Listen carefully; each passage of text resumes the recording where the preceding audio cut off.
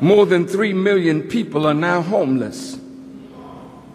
And the fastest growing segment of the homeless population are families with children.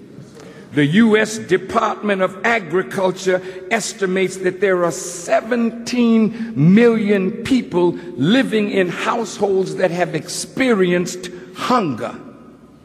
And this was up from 12 million in 2007 and 8 million in 2000. And 1 billion are hungry worldwide. Don't you want to see a world like this come to an end? The number of citizens without health care grew to a record 46 3/10 millions of people. The lack of health insurance has caused 45,000 preventable U.S. citizen deaths in the past year, including 17,000 children and 2,266 U.S. veterans. You got to ask yourself, what are you fighting for? Did you know that the demand for guns and ammunition since the election of President Obama has hit a record high, and the gun industry cannot produce enough bullets to keep up with orders? In the past year, 100 new armed militia groups have been formed. And while we multiply in gangs, angry with ourselves and killing one another, white folk multiply in militia that are angry with their government. So as they are planning an assault against their own government, you are crazy in your assault against yourself and members of your own family and your own people. Now we'll get to the war. Look, on the face of the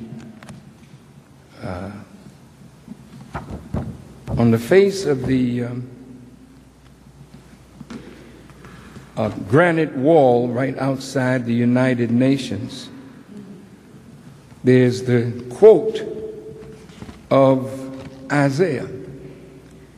It said that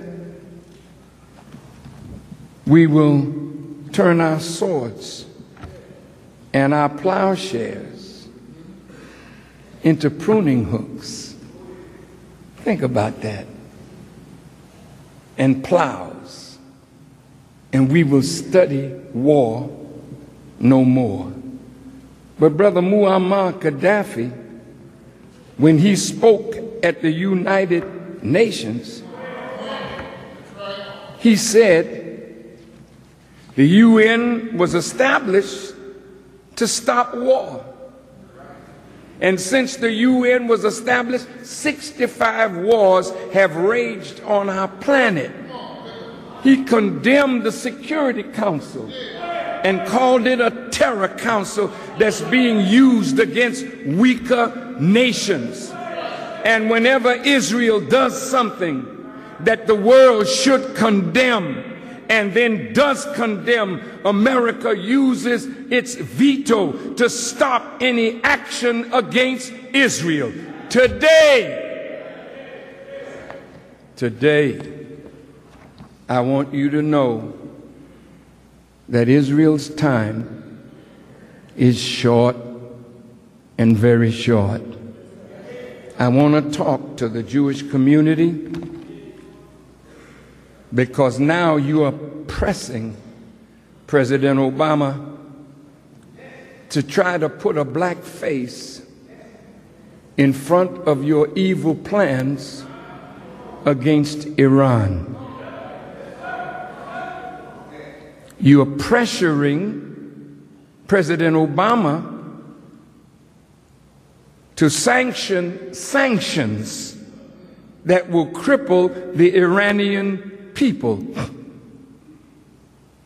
And according to what I read recently, it says that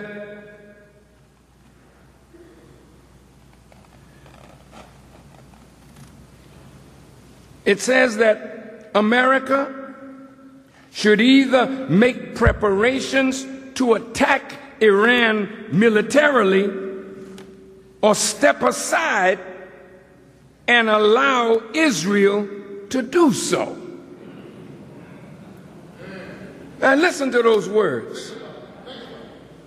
Members of most Jewish organizations went to Washington just a few weeks ago to press for sanctions and, if necessary, a nuclear attack on Iran. Let me say, my dear brother president, you would be unwise to follow that guidance. Your Vice President, Joe Biden, went to Israel to try and patch up the rift because in Israel they have a very negative opinion of President Obama because Obama will not bow down to what they want. I want you to hear me today.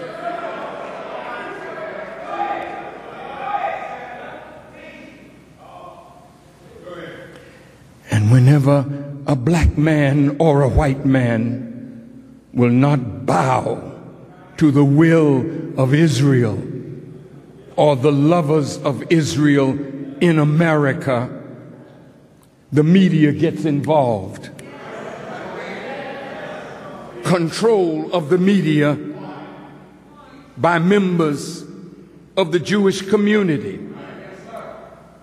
All of a sudden now, Ahmadinejad is the new Hitler, a new devil. And then they started painting Barack Obama as a new Hitler. They put a mustache on him. Are you watching these things? What do you think if he does not do what they ask him to do? What do you think they're planning for that brother?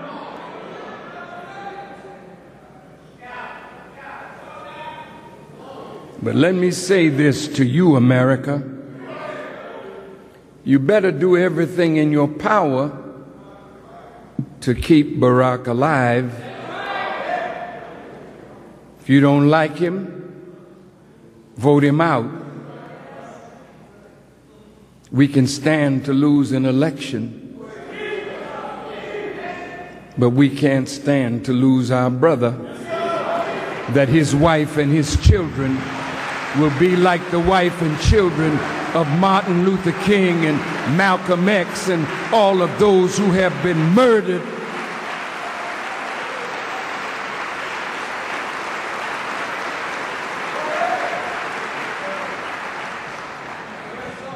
So now,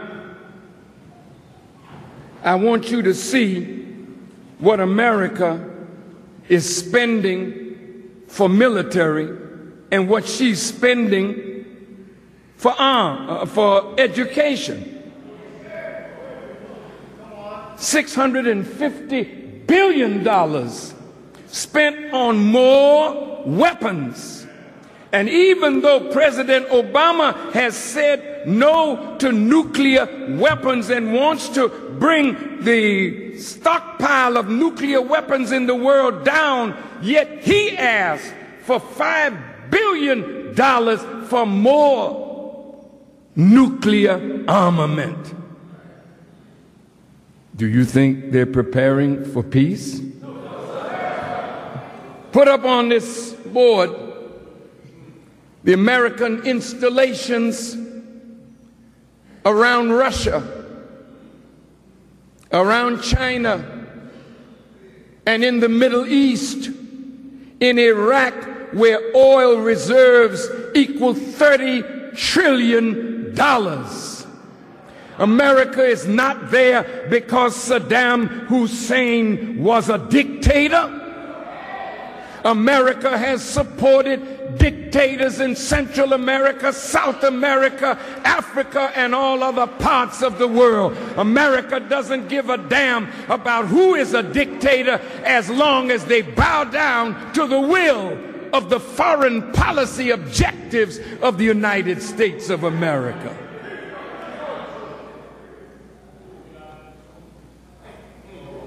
Look at this map. Do you have my little laser pointer? You forgot it, huh? I don't need the mic, I'm right here.